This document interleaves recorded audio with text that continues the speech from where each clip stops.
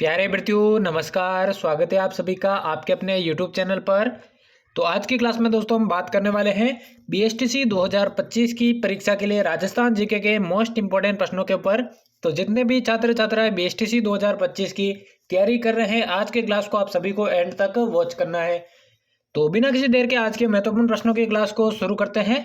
पहला प्रश्न आपसे पूछा गया है, हाड़ौती का सुरंगा मेला किसे कहा जाता है? ऑप्शन से पुष्कर मेले को, चंद्रभागा मेले को, रामदेवरा मेले को या फिर परबतसर मेले को। जल्दी से सभी विद्यार्थी इसका आंसर बताइए।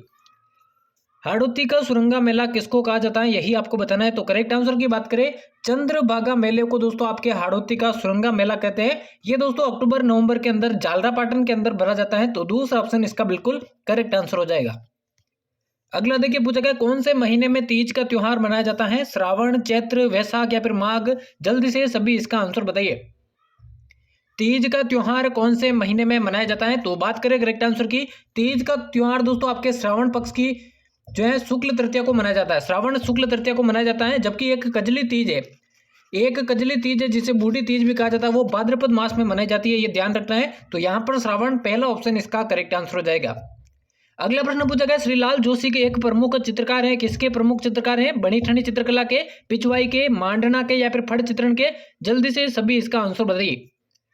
श्रीलाल जोशी दोस्तों कौन सी कला के प्रमुख चित्रकार हैं? तो राइट आंसर की बात करें, ये दोस्तों आपके फट चित्रण के लिए दोस्तों इसके लिए जो है प्रसिद्ध है और इसके प्रमुख कलाकार है श्रीलाल जोशी। चौथा ऑप्शन करेक्ट आंसर हो जाएगा। अगला प्रश्न देखिए, पूछा गया है, गौरी देवी राजस्थान की किस गायन शैली से जुड़ी हुई है?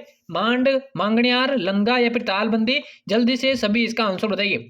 और इसी तरह की दोस्तों डेली क्लासेस आपको चैनल पर देखने को मिलेगी। तो चैनल को अभी तक सब्सक्राइब नहीं किया तो सब्सक्राइब करके बेल आइकन को प्रेस कर देना।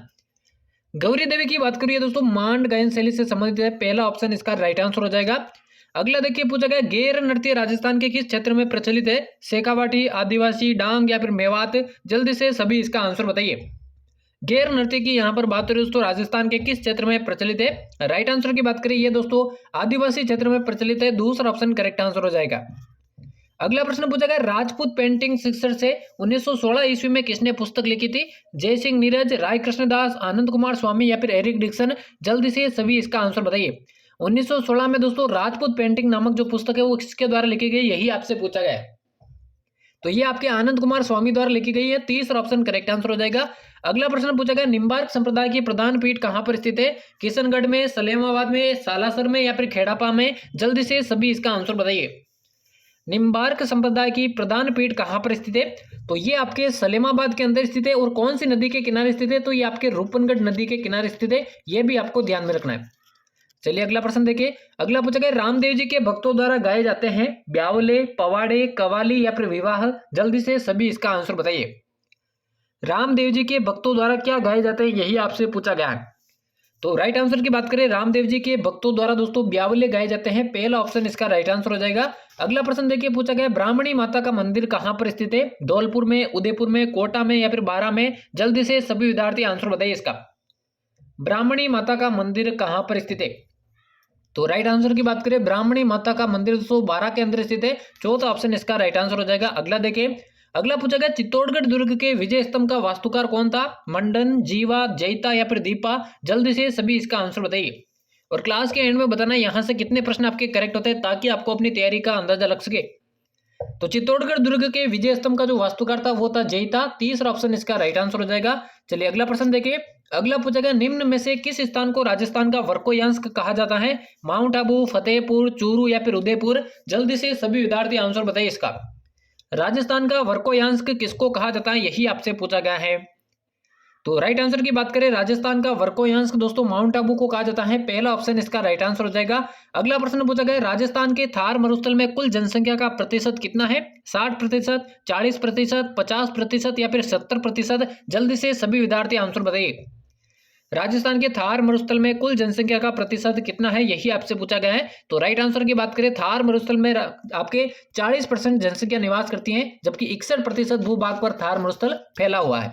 चलिए अगला प्रश्न देखिए, पूछा गया है, निम्नलिखित में से कौन सी राजस्थान में अंतर्देशीय नदी है? बनास, कांतली, कोठारी या फिर सागी। जल्दी से इसका आंसर बताइए। अंतर्देशीय नदी को देखिए अंतर प्रवाह की या आंतरिक प्रवाह की नदी भी कहा जाता है। तो इनमें से देखिए बनास, कांतली, कोटारी और सागी, कौन सा ऑप्शन करेक्ट आंसर हो जाएगा? तो कांतली नदी आपके अंतर्देशीय या अंतर प्रवाह की नदी है, दूसरा ऑप्शन करेक्ट आंसर हो जाएगा।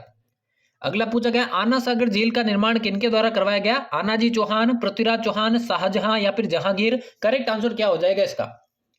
आना सागर झील का निर्माण किसके द्वारा करवाया गया, यही आप सभी से पूछा गया है। तो राइट आंसर की बात करें, आना सागर झील का निर्माण आनाजी चौहान द्वारा करवाया गया, पहला ऑप्शन इसका करेक्ट आंसर हो जाएगा। अगला प्रश्न पूछा गया राणा प्रताप सागर बांध राजस्थान के किस जिले में स्थित है? उदयपुर, चित्तौड़गढ़, राजसमंद या फिर कोटा। करेक्ट आंसर क्या हो जाएगा इसका? और इसी तरह की क्लासेस चैनल पर डेली आपको मिलेगी, इसलिए चैनल को जरूर से सब्सक्राइब कर देना। तो राणा प्रताप सागर बांध की बात करूं, ये चित्तौड़गढ़ के अंदर स्थित है, दूसरा ऑप्शन इसका करेक्ट आंसर हो जाएगा। अगला प्रश्न देखिए पूछा गया है राजस्थान में कोपेन वर्णित BWHW जलवायु कहां पर मिलती है? जैसलमेर, बीकानेर, गंगानगर में, हनुमानगढ़, जयपुर, दौसा में, चूरू, नागौर, पाली में या फिर कोटा, बूंदी, झालावाड़ में। करेक्ट आंसर बताइए इसका। BWHW नामक जलवायु दोस्तों कहां पर मिलती है? तो करेक्ट आंसर की बात करूं, ये आपके पश्चिमी राजस्थान के अंतर्गत मिलती है, यानी जैसलमेर, बीकानेर, गंगानगर, पहला ऑप्शन इसका करेक्ट आंसर हो जाएगा। अगला देखिए पूछा गया राजस्थान में मिट्टी अपरदन का सर्वाधिक क्षेत्र पाया जाता है? श्री गंगानगर में, डूंगरपुर में, हाड़ौती पठार में या फिर सिरोही में। करेक्ट आंसर बताइए जल्दी से इसका। राजस्थान में मिट्टी का अपरदन सर्वाधिक कहां पर पाया जाता है? तो ये दोस्तों आपके हाड़ौती पठार में सर्वाधिक देखने को मिलता है, तीसरा ऑप्शन इसका करेक्ट आंसर हो जाएगा। अगला देखिए पूछा गया जैव विविधता दिवस कब मनाया जाता है? 22 मार्च, 22 अप्रैल, 22 मई या फिर 13 अगस्त। करेक्ट आंसर क्या हो जाएगा? सभी को कमेंट में आंसर बताना, कोई भी पीछे नहीं रहेगा, क्योंकि इंपॉर्टेंट प्रश्नों की क्लास होने वाली है। जैव विविधता दिवस की बात करूं दोस्तों 22 मई को मनाया जाता है, तीसरा ऑप्शन करेक्ट आंसर हो जाएगा। अगला देखिए पूछा गया निम्न में से कौन सा पेड़ गोंद का अच्छा स्रोत है? सागवान, सालर, तेंदू या फिर गुर्जन। जल्दी से सभी इसका आंसर बताइए। गोंद का अच्छा स्रोत इनमें से कौन सा माना जाता है, यही आपसे पूछा गया है। तो करेक्ट आंसर की बात करें, इनमें से तेंदू वृक्ष दोस्तों आपके गोंद का अच्छा स्रोत माना जाता है, तीसरा ऑप्शन करेक्ट आंसर हो जाएगा। अगला देखिए पूछा गया 2011 की जनगणना के अनुसार राजस्थान में सर्वाधिक ग्रामीण लिंगानुपात वाला जिला कौन सा है? उदयपुर, सीकर, पाली या फिर अलवर। जल्दी से सभी विद्यार्थी आंसर बताइए। सर्वाधिक ग्रामीण लिंगानुपात वाला जिला, तो सर्वाधिक ग्रामीण लिंगानुपात वाले जिले की बात करूं तो वो हो जाएगा आपका दोस्तों पाली। पाली के बाद राजसमंद का नाम आता है। वही अगर आपसे पूछे सबसे कम ग्रामीण लिंगानुपात, तो वो हो जाएगा दोस्तों आपके धौलपुर का। वैसे भी धौलपुर का सबसे कम है और ग्रामीण लिंगानुपात भी सबसे कम है। चलिए अगला प्रश्न देखिए। अगला पूछा गया है, अब यहां से दोस्तों करंट अफेयर के प्रश्न आपके शुरू होने वाले हैं। तो दिल्ली हाट की तर्ज पर राज्य में कहां पर अमृता हाट बनाया जाएगा? उदयपुर, अजमेर, जयपुर या फिर जोधपुर। आप सभी को मालूम है तो डेली की क्लास में 5-6 प्रश्न आपके राजस्थान करंट अफेयर से भी पूछे जाते हैं, जिससे आपकी बेहतरीन तैयारी हो जाएगी। तो अमृता हाट जो कि दिल्ली हाट की तर्ज पर बनाया जाएगा, कहां पर बनाया जाएगा? तो ये आपके जयपुर में बनाया जाएगा, तीसरा ऑप्शन करेक्ट आंसर हो जाएगा। अगला देखिए पूछा गया राजस्थान में वेदांता समूह के साथ MOU के तहत कितने नंदघर स्थापित किए जाएंगे? 30,000, 25,000, 40,000 या फिर 10,000। जल्दी से सभी विद्यार्थी आंसर बताइए। राजस्थान में वेदांता समूह के साथ MOU जो हुआ था उसमें कितने नंदघर स्थापित होने की बात की गई? तो उसमें आपके 25,000 नंदघर स्थापित किए जाएंगे, दूसरा ऑप्शन करेक्ट आंसर हो जाएगा। अगला देखिए पूछा गया जैसलमेर के किस गांव में लगभग 2200 साल पुरानी रंगकालीन सभ्यता के अवशेष मिले हैं? पोखरण गांव, धनवा गांव, रामगढ़ गांव या फिर भाडली गांव। जल्दी से सभी विद्यार्थी आंसर बताइए इसका। जैसलमेर का कौन सा गांव है जहां पर 2200 साल पुरानी रंगकालीन सभ्यता के अवशेष मिले? तो वो हो जाएगा धनवा गांव, जो कि जैसलमेर के अंदर है, दूसरा ऑप्शन करेक्ट आंसर हो जाएगा। अगला पूछा गया राज्य में अमरूद उत्कृष्टता केंद्र कहां पर स्थापित है? जोधपुर, सवाई माधोपुर, बारां या फिर करौली। जल्दी से करेक्ट आंसर बताइए इसका। अमरूद उत्कृष्टता केंद्र कहां पर स्थापित है राज्य के अंदर, यही आपको बताना है। और क्लास आपको कैसी लगी कमेंट बॉक्स में जरूर बताइएगा। तो अमरूद उत्कृष्टता केंद्र आपके सवाई माधोपुर के अंदर स्थापित है, दूसरा ऑप्शन करेक्ट आंसर हो जाएगा।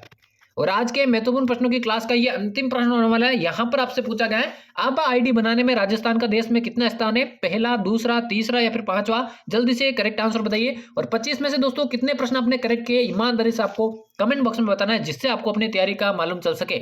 तो आबा आईडी बनाने में राजस्थान का देश में कितना स्थान है? तो राजस्थान का इसमें दूसरा स्थान है, यानी कि दूसरा ही ऑप्शन इसका करेक्ट आंसर हो जाएगा। तो यहाँ पर हमारे BSTC 2025 की परीक्षा के लिए राजस्थान जीके के इंपॉर्टेंट प्रश्नों की क्लास समाप्त होती है। उम्मीद करता हूँ क्लास आप सभी को पसंद आई होगी। डेली इसी तरह की क्लासेज आपको चैनल पर देखने को मिलेगी। तो अभी तक चैनल को सब्सक्राइब नहीं किया तो सब्सक्राइब करके बेल आइकन को प्रेस कर दे। तो मिलते किसी और नई क्लास में, तब तक लेते हैं आप सभी से अलविदा। धन्यवाद।